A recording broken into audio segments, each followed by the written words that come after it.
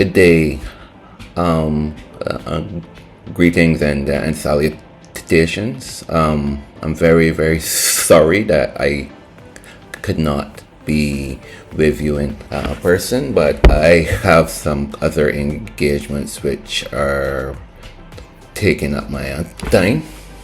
But that being said, I would really like to speak to you about a number of issues regarding cybersecurity, and the way that the region needs to address a number of these risks which are impacting our countries, our nations, our resilience, our ability to properly engage in the global digital economy. So I'm gonna touch on a few subjects which I think are of importance, and hopefully you find this discussion that I'm helpful. So the first topic I want to really discuss is the importance of leadership awareness in terms of addressing cybersecurity and evolving threats. It's important across the region that leaders really start to develop a strong understanding of cyber risks and embed cyber risk management across all the different aspects of their business.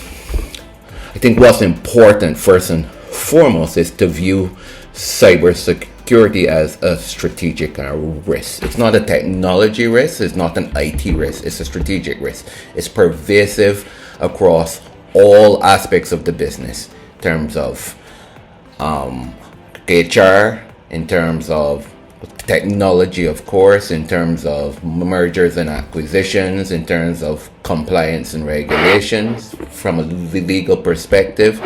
So the business really has to start to look at how cyber security is a strategic risk and start to think about how cyber risks affect the business as it seeks to be competitive in the marketplace, as it seeks to drive growth. What's also important is when you look at the board structure, the board of directors is responsible for oversight. And we have a number of boards, not just in our region, but across the world, who don't have a strong member of the board who understands cyber risks, who understands technology risks, who understands privacy compliance. So you really need to have that, what is known as a digital board member, who has the level of expertise that they can help the entire board understand cyber risks and help the business leaders manage cyber risks across the business. And if you don't have that type of board member, then you need to have access to that level of expertise. The boards can seek advice. Boards can seek out advisory services so to fill in any gaps which exist around cyber risk. I also want to talk about enterprise frameworks as well for cyber risk management. A number of companies don't have a framework which they use to really implement strong cyber risk management. There are a number of frameworks out there. There's the NIST Cybersecurity Framework. There's a Center for Internet Security, Critical Controls. There's PCI DSS. There are a number of frameworks that can help businesses to structure and implement and monitor their cyber risk management. What's also important as well is supply chain and third party risk. A number of businesses across the world have been negatively impacted by their supply chain, or the third parties who they trust to process data or to deliver their systems. So for example, cloud providers and software as a service vendors, companies need to manage these risks that are involved with these third parties, especially when third parties are embedded in critical functions of the business. So ensure that businesses are assessing all of these third parties that they bring on board, with really detailed assessments, looking at their controls, looking at third-party attestations of their controls, like SOC 2 Type 1 reports, or looking at ISO 27001 certification. So getting these attestations or these certifications that these businesses are secure and that you can trust them to actually deliver your IT services and process your critical data.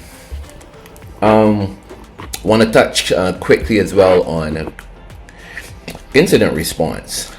A number of businesses have never been exposed to a breach, and they don't have processes or controls in place to properly respond to a breach.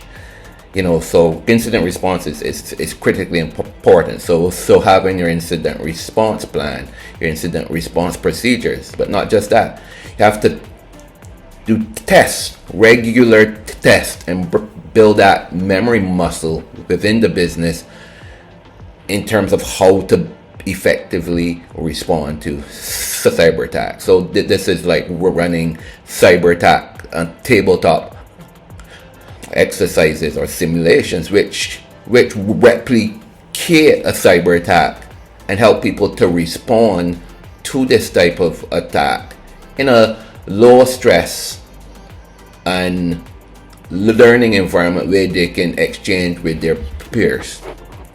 I want to touch it quickly on mergers and acquisitions. Normally businesses don't think of this, but when you're acquiring another business or when you are engaging in a joint partnership with another business, it's critically important to understand the robustness of their cyber security controls, because when you're in business with them, especially if you're integrating systems, then their weak controls can impact the security and resilience of your business.